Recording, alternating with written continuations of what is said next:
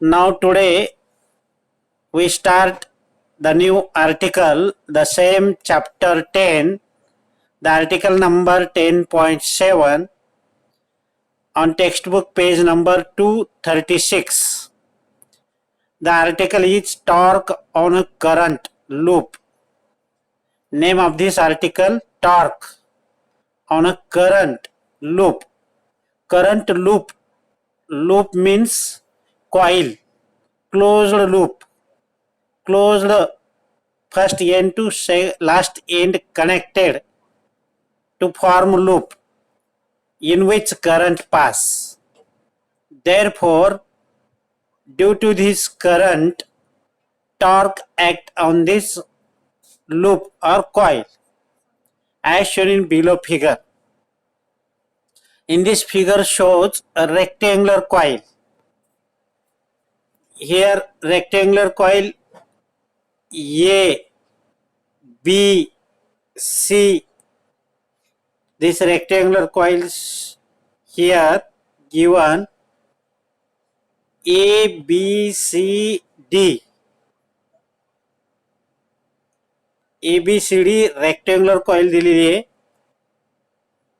त्या rectangular coil मध्ये current pass होतोय. This current is pass in the direction of DCBA. या डायरेक्शनने pass होतोय. अशा डायरेक्शनने पास होतोय. इथून पास झालेला आहे, इथे बाहेर येतोय. तर ही कॉइल कशी दिसते पहा. रेक्टेंगुलर कॉइल दिसते. क्लोज्ड लूप म्हणलेला आहे, पण इथे तसं क्लोज्ड लूप दाखवलेलं नाही आहे.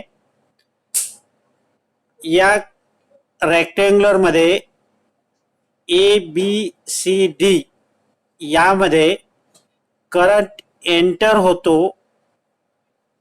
इथून मध्ये आत करंटची पासिंग होते. D to C, then C to B and B to A to outward direction. आणि इकडे काहीतरी सर्किट डायग्राम असतो, तो इथे दाखवलेला नाहीये. This current passing through the source of battery, any source, this does not shown here. इथे ते दाखवलेलं नाहीये. दिस रेक्टेंगुलर फ्रेम ABC, ही ABCDA ही rectangular coil loop frame are kept in dissimilar magnet N pole and S pole. हा N pole बार magnet आहे आणि इथे S pole बार मॅग्नेट आहे. या दोघांच्या मध्ये ही rectangular coil frame put off केलेली आहे. This rectangular frame coil having number of turn of the copper wounded. जसे की आपण मोहिंग कॉइल गॅल्व्हनोमीटर मध्ये बघितलं होतं, फ्रेमवर नंबर ऑफ टर्न वाउंड केलेले होते. As like here. पण इथे जस्ट सुरुवातीला आपण एकच टर्न घेतलेला आहे. एकच वायरची फ्रेम घेतलेली आहे, ती ABCD. आणि करंट जातोय कोणत्या डायरेक्शननी. इथून एंटर होतोय म्हणजे DC, मग त्याची डायरेक्शन चेंज होते C to B आणि B to A आणि परत इकडे. मग इथे काहीतरी सोर्स, बॅटरी वगैरे असे त्याला कनेक्टिंग असतं. लक्षात आलं. दोन गोष्टी तुमच्या लक्षात यायला पाहिजे. एक रेक्टेंगुलर कॉइल आहे ABCD नावाची, चौकट आहे जसं आपलं दार असतं तसं. And this coil kept in dissimilar म्हणजे वेगवेगळे पोल असलेले N पोल आणि S पोल मध्ये ठेवलेले आहे. तर अशा टाईपचं हे कन्स्ट्रक्शन आहे. मग आता इथे काय होतं, N pole S pole, initial current नाहीये, तर magnetic field produces N pole to S pole. आपल्याला माहित आहे N to S magnetic field B produce होत असतो. मॅग्नेटिक फील्ड त्याचं डिनोशन बी किंवा magnetic field of induction vector B असं आपण म्हणतो, which is directed towards N to S. हे आपण शिकलेलं आहे, गेल्या वर्षी शिकलेलं आहे 11वीत. तसे इथे uniform magnetic lines of force हे असे एन टू एस या डायरेक्शननी पास होत असतात आणि त्या डायरेक्शन मध्ये ही कॉईल पुटअप केलेली आहे. ही कॉईल पुटअप केलेली आहे. तर मला इथे सांगा, द फ्रेम किंवा द साइड ए बी ही ए बी परपेंडिक्युलर आहे to the lines of force as well as D C ही देखील लाईन या मॅग्नेटिक लाइन्स ऑफ फोर्सला परपेंडिक्युलर आहेत, 90 डिग्री मध्ये पास होतात. आणि बी सी कोणती लाईन, ही बी सी आणि ए डी आर्म जे आहेत ते parallel to the magnetic lines of force असं आहे. ते फिगर मध्ये दिसत आहे. म्हणजे in this case the line किंवा the arm of the frame A D ही A D and B C are parallel to each other. कोणासोबत पॅरलल आहेत, मॅग्नेटिक लाइन्स ऑफ फोर्स किंवा मॅग्नेटिक फील्ड किंवा magnetic field of induction B ला parallel आहेत. आणि कोणत्या लाईनला परपेंडिक्युलर आहेत, परपेंडिक्युलर लाईन कोणाला आहे बघा, ही ए बी आणि डी सी हे जे लाईन आहेत यांना परपेंडिक्युलर कोण आहे, मॅग्नेटिक लाइन्स ऑफ फोर्स आहेत. हे लक्षात ठेवा. मग आता पुढे काय करायचं आहे, आता हे कॉन्स्टंटली एकदा ठेवल्यानंतर हे असतं. मग आता आपल्याला पुढे वर्किंग मध्ये करंट पास करायचं आहे. तत्पूर्वी कन्स्ट्रक्शन पहा परत एकदा. इथे कन्स्ट्रक्शन मध्ये काय सांगितलंय, डायग्राम तुमच्या लक्षात आलेली आहे. In above diagram shows, diagram मध्ये काय दाखवलेलं आहे, rectangular coil A B C D, A B C D A अशी रेक्टेंगुलर फ्रेम आहे. Kept in two dissimilar magnetic pole N and S, N and S या मॅग्नेटिक पोल मध्ये ठेवलेली आहे. Next, in this figure shows magnetic field B. आता याच्यामध्ये magnetic field बी हा perpendicular pass होतोय, त्याला लाइन्स ऑफ फोर्स ही म्हणतात. त्याचे direction arrow end at S pole. तर इथे काय सांगितलंय, the magnetic field B produces from N to S pole through the rectangular coil A B C D. मग हे लाईन ए बी आणि सी डी या आर्मला परपेंडिक्युलर आहेत आणि पॅरलल कोणाला दिसत आहेत, बी सी आणि पुढची लाईन ए डी याला पॅरलल आहेत. पुढे काय म्हणलं, the rectangular coil A B C D are connect its two end. याचे दोन एंड हे आणि हे एंड कनेक्ट केलेले आहेत. कोणाला केले आहेत, इलेक्ट्रिक करंट सप्लायर. मग ती बॅटरी असेल, EMF शेल असेल, अन्य कोणता असेल जो की इथे दाखवलेला नाही आहे. तो कनेक्टिंग असेल, तो इथे दाखवलेला नाही आहे, पण करंट पास होत असलेला आपल्याला इथे दिसतंय. इथे करंट पास होत असलं वायरमध्ये दाखवलं गेलेलं आहे.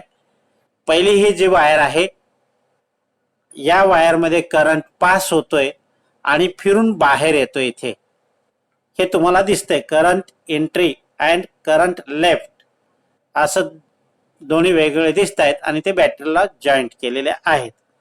अशा टाईपचे हे कन्स्ट्रक्शन आहे.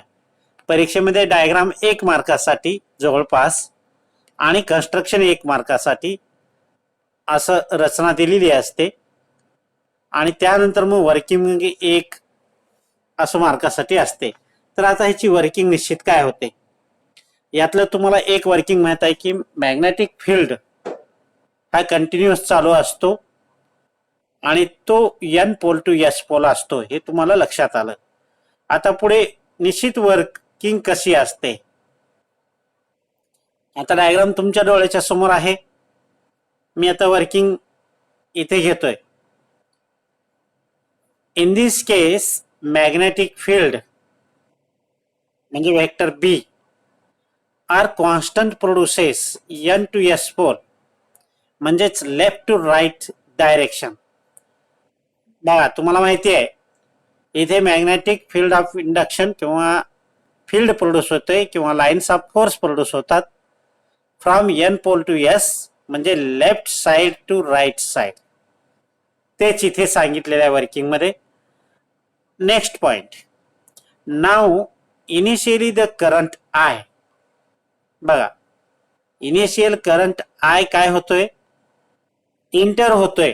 कुठून होतोय इथे दिसतंय तुम्हाला इंटर आणि साइड डी सी मधून जातोय जो की current perpendicular to the magnetic फील्डला असतो. नंतर सी टू डी जातो सी टू बी जातो सी टू डी जातो जो की करंट मॅग्नेटिक फील्डला पॅरलल असतो आणि नंतर त्याची डायरेक्शन चेंज होते बी टू ए. परत या ठिकाणी काय होतो त्याची डायरेक्शन चेंज होते. अशा टाईपनं तो म्हणजेच इथे एवढंच सांगायचं आहे द आर्म डी सी आणि आर्म बी ए यामध्ये जो करंट पास होतोय तो मॅग्नेटिक लाईन्स ऑफ फोर्सला परपेंडिक्युलर आहे. पण करंटची डायरेक्शन कशी आहे डी सी यामध्ये करंट पुढे जातोय आणि बी ए पाठीमागं परततोय. म्हणजे या दोघांमधली जी डायरेक्शन आहे ती डायरेक्शन कशी आहे तर ती डायरेक्शन अपोजिट डायरेक्शन आहे. आता अपोजिट डायरेक्शन कुठे आहे D C and B A इथे अपोजिट डायरेक्शन आहे आणि ते दोघेही perpendicular to the magnetic field of इंडक्शनला आहेत. तर परत इथे बघा इथे काय सांगितलंय now initially the current I flow from the rectangular coil D C. इथे पहा डी सी नंतर सी बी आणि ए बी या मार्गाने येत आहे. The direction D C B A that means the current I flow in arm D to C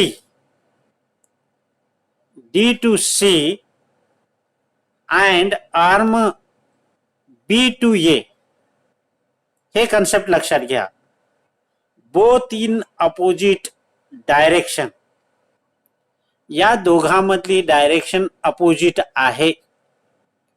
या दोघांमधली direction opposite आहे हे लक्षात घ्या. मग पुढे काय आता मग अपोजिट आहे तर त्यानंतर काय होतं तर या ठिकाणी राईट हँड रूल ऍक्ट होतो. मग हे दोन arm D C and A B DC and EB हे परपेंडिक्युलर टू द मॅग्नेटिक फील्डला आहेत. फिगर मध्ये बघितलं आपण. आणि दुसऱ्या ज्या दोन साइड आहेत म्हणजे पॅरलल असलेल्या, त्याचा इथे विचार करायचा नाही. Now to finding the magnetic force. आता इथे एक मॅग्नेटिक फोर्स प्रोड्यूस होतो आणि तो कुठे आहे तो शोधून काढायचा आपल्याला by using right hand rule. आता राईट हँड रूल, आता तुमच्या उजव्या हाताला पहा, तुमच्या उजव्या हाताला पहा आणि त्यापासून राईट हँड रूल तयार करायचा आहे. साधारण कसा तयार करायचा आहे तर मी तुम्हाला एक डायग्राम दाखवतो. तुमच्या पुस्तकातले किंवा पुस्तक असेल, हा राईट हँड रूल. इथे तुमचा थंब दिसतोय तो फोर्स आहे आणि फर्स्ट फिंगर दिसतोय तो करंट आहे अँड मिडल फिंगर दिसतोय तो मॅग्नेटिक फील्ड इंडक्शन आहे, एम आहे. तर हे तुमचा हात असा तयार करा की हे जे फिंगर्स आहेत, बोट आहेत, ते बोट इथे ऍडजस्टमेंट करायचं आहे डायग्रामशी. आणि ते करून हा फोर्स कुठे प्रोड्यूस होतो हे बघायचं आहे. आपल्याला दोनच आर्म बघायचे आहेत जे की मॅग्नेटिक फील्डला परपेंडिक्युलर आहेत. आता तुम्हाला एक माहिती आहे, magnetic lines of force N to S जातात ही माहिती आहे. जो मधला मिडल फिंगर आहे, हा मिडल फिंगर जे आहे त्याची डायरेक्शन एस कडे असणार आहे. ह्याची डायरेक्शन नेहमी एस पोल कडे असणार आहे. म्हणजे इथे कुठेतरी एन पोल असणार आहे आणि हे कंडक्टर करंट असा असणार आहे. हे कंडक्टरची डायरेक्शन असणार आहे आणि त्या कंडक्टरला, त्या वायरला, करंटला परपेंडिक्युलर हा फोर्स असणार आहे, मॅग्नेटिक फोर्स असणार आहे. म्हणजे ही म्युच्युअल परपेंडिक्युलर आहेत. अशी तुम्ही डायग्राम तयार करा तुमच्या हाताची, तुमच्या हाताचं ऍक्शन तयार करा आणि तुम्ही तयार करून आता माझ्याबरोबर तुम्ही बघायचं आहे, मूळ डायग्राम मध्ये बघायचं आहे. मूळ डायग्राम मध्ये चला. आता मी इथे दाखवण्याचा प्रयत्न केलाय. हे कसं दाखवले पहा. मला मॅग्नेटिक फील्ड हा एन टू एस दाखवायचा आहे.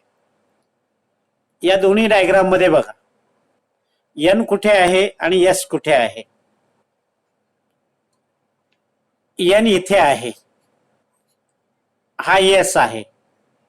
मग इथे कुठेतरी एन असला पाहिजे आणि इथे एस असला पाहिजे. ही मॅग्नेटिक लाईन्स ऑफ फोर्स आहे. आणि करंट या आर्मचं बघतोय मी, कुठल्या आर्मचा, हा बी ए आर्म हा बघतोय. बी आर्म कुठे आहे, इथे आहे.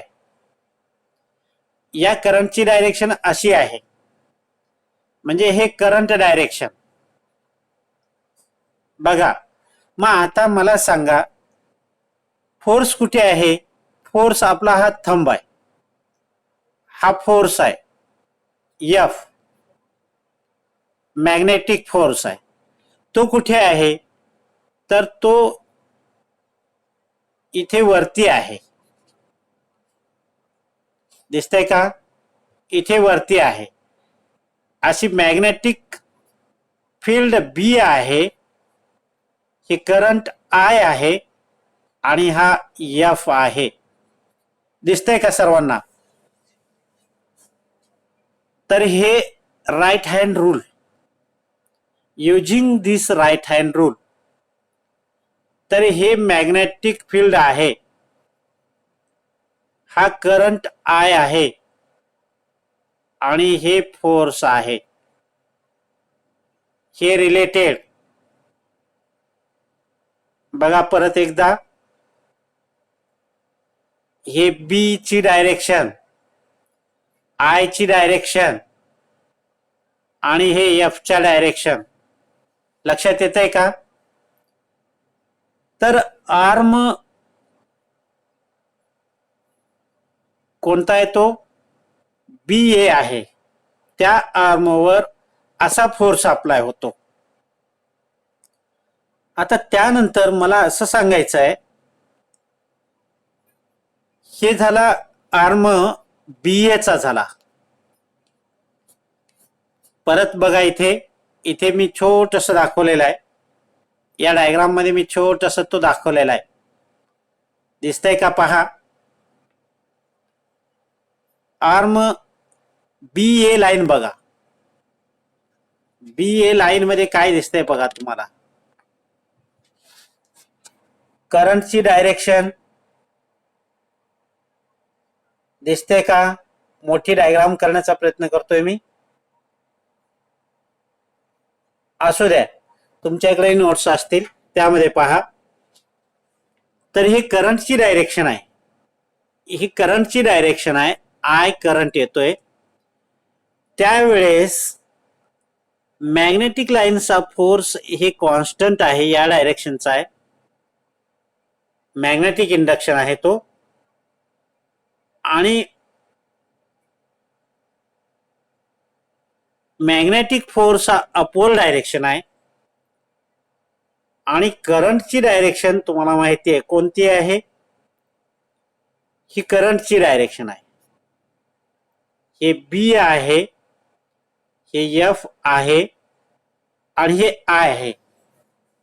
तर या सिच्युएशनला म्युच्युअल परपेंडिक्युलर आहेत. म्हणजे राईट हँड रूल आता मी तुम्हाला प्रोड्यूस करून दाखवलेला आहे तो असा. आता हीच सिच्युएशन मला डीसी लाईनवर बघायचं आहे. डीसी लाईनवर करंट हा आहे, या डायरेक्शनचा करंट आहे आय. आणि मॅग्नेटिक फील्ड कसा आहे?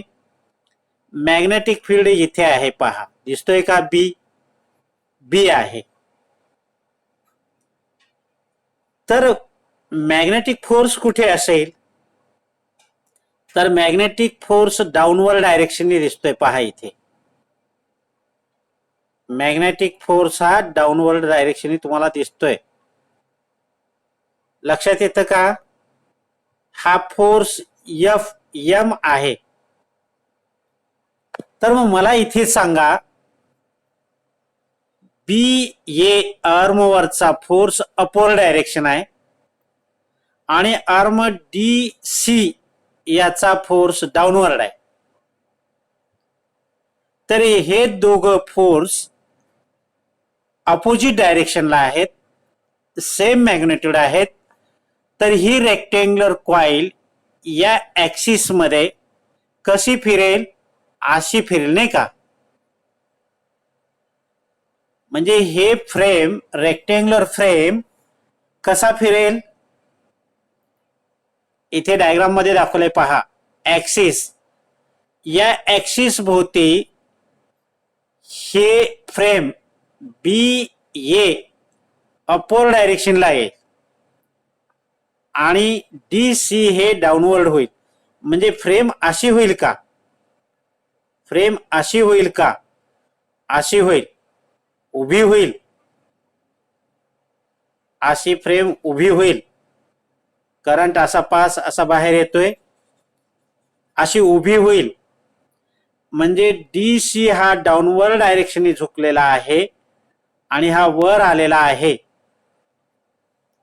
म्हणजे आडवी असलेली हॉरिझॉन्टल फ्रेम असलेली व्हर्टिकल झालेली आहे ड्यू टू करंट. हे लक्षात आलं पाहिजे तुमच्या. आला असेल. मग पुढच्या स्टेजला काय होतं? तर पुढच्या स्टेजला इथे असं केलेलं असतं, या ठिकाणी हे जे कनेक्शन आहेत हे कनेक्शन इंटरचेंज होतात. म्हणजेच करंट आता उलट्या दिशेने वाहतो. म्हणजे करंट कसा वाहतो? नंतरच्या स्टेपला करंट या दिशेने वाहतो. इथे एक कन्स्ट्रक्शन वेगळं असतं, ते फिगरमध्ये दाखवलेलं नाही आहे. तर करंटची डायरेक्शन चेंज होते आणि चेंज झाल्यानंतर ही बाजू या बाजूला येते, DC बाजूला होते आणि ही बाजू N पोलकडे AB बाजूला होतो. म्हणजे आता सद्यस्थितीला ही फिगर हाफ रोटेशन दिसते, अर्ध रोटेशन दिसतं आणि दुसऱ्या केसला इथे इंटरचेंज होतात आणि करंटची डायरेक्शन चेंज होते आणि तो करंटची डायरेक्शन चेंज झाल्यानंतर म्हणजे उजवी बाजू डाव्या बाजूला होते आणि डावी बाजू उजव्या बाजूला होते. मग आता उजवी बाजू कोणती? DC बाजू ही N पोलकडे जाते आणि AB बाजू S पोलकडे जाते आणि असे नंबर ऑफ रोटेशन तयार होतात आणि या ठिकाणचं कनेक्शन कंटिन्युअसली चेंज होत जातं. अशी इथे सिस्टीम केलेली असते, सप्लायची सिस्टीम केलेली असते आणि या कारणाने ही रेक्टँग्युलर फ्रेम कंटिन्युअसली रोटेट आणि या रोटेटचा उपयोग करून आपण इलेक्ट्रिक मोटार वगैरे बनवतो. अशाच टाईपचं वेगवेगळ्या रोटेशनमध्ये फिरणाऱ्या वस्तूमध्ये ही कॉईल असते आणि ती कॉईल फिरत असते आणि यामुळं आपल्याला ॲप्लिकेशन फिरण्याचं मिळतं आणि त्या फिरण्याच्या वस्तूवरून आपण वेगवेगळे युजेस आपल्या डेली लाईफमध्ये करत असतो. तर हे कन्स्ट्रक्शन मोटारीचं आहे. या ठिकाणी राईट हँड रूल इथे अप्लाय होतो आणि कंटिन्युअसली असा सेम मॅग्नेट्यूड बट अपोजिट डायरेक्शनचा फोर्स दोन आर्मवर कंटिन्युअसली अप्लाय होत जातो. म्हणजे ज्या वेळेस N पोलकडे साईड येईल ती अपवर्ड होणार आणि S पोलकडे जी साईड येईल ती डाऊनवर्ड होत जाणार. ती कोणती का साईड येणार आणि ते कंटिन्युअसली अशी फिरत राहते. तर हे कन्सेप्ट तुमच्या लक्षात आला असावं. हे कन्सेप्ट परत तुम्ही एकदा ही व्हिडिओ पहा आणि तुमच्या नोट्स पहा, तुमच्या लक्षात येईल. म्हणजे या ठिकाणचा सुरुवातीचा जो आपण इथे केलेला आहे राईट हँड रूल, ती डायग्राम मी दाखवली तुम्हाला कम्पेअर करून. तशीच ती डायग्राम म्हणजे तुमचा तो उजवा हात उलटा जर पकडलात, असं पकडा की या ठिकाणी तुमचा जो थंब म्हणजे मॅग्नेटिक फील्ड ऑफ इंडक्शन हे दाखवणारा बोट आणि हा थंब डाऊनवर्ड डायरेक्शनने यावा आणि जो करंट दाखवणारा बोट आहे फर्स्ट फिंगर तो या डायरेक्शनने यावा. अशा टाईपचं हे करंट आणि हे कोण B आणि हा F हे म्युच्युअल परपेंडिक्युलर इथे होतात. अशा टाईपचा त्याच उजव्या हाताचा उलटा करून पहा. अशा टाईपनं तुम्ही करा की ही सिच्युएशन तुमच्या उजव्या हाताचं तयार व्हावी. प्रॅक्टिकली करून बघा. प्रॅक्टिकल करण्यासाठी लॅबोरेटरीमध्ये जावं असं काय नाही, प्रॅक्टिकल फिजिक्सचे आपण बाहेर चालता फिरताही करू शकतोय.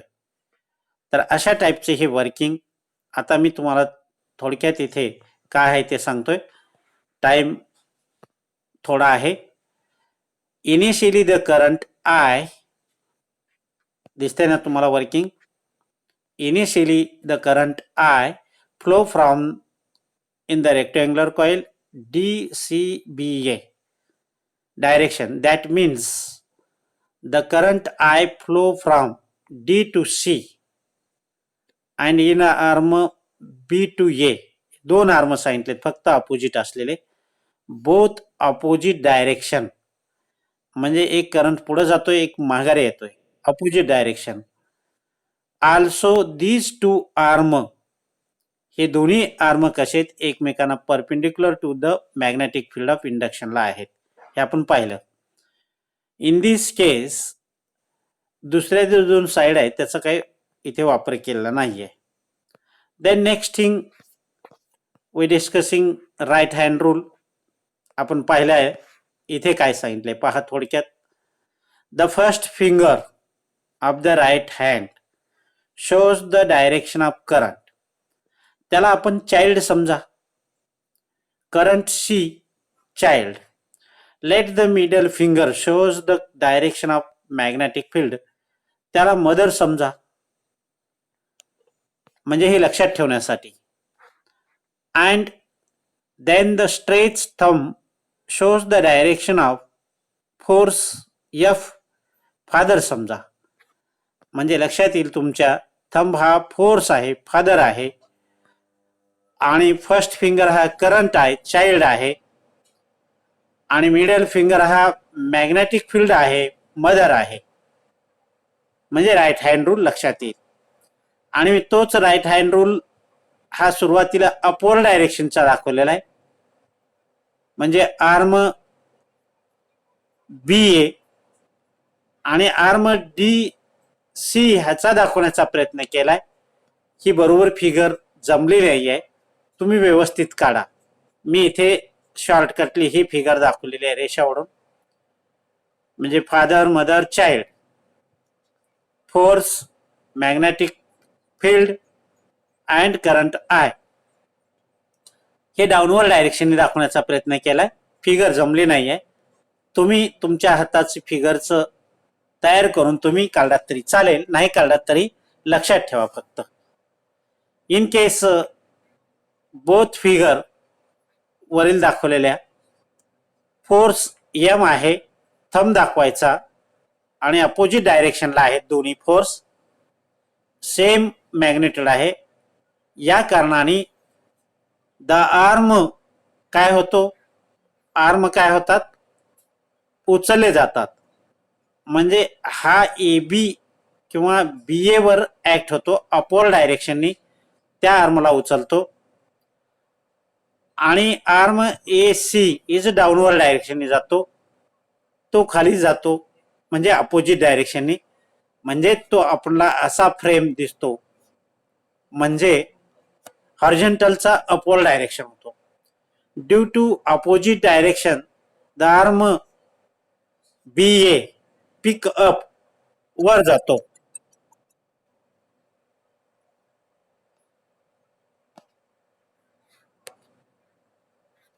One minute. तर इथे upward direction and arm DC push downward direction. So hence the coil start to rotate in clockwise direction. Here torque is produces. यालाच आपण टॉर्क प्रोड्यूस झाला असं आपण म्हणतो. अशा टाईपचा हा आर्टिकल कंटिन्यू आणखीन पुढे थोडंसं आहे. आपण इथेच थांबू. उद्या याचा पुढचा भाग कंटिन्युएशन मध्ये घेऊया. Here stopping.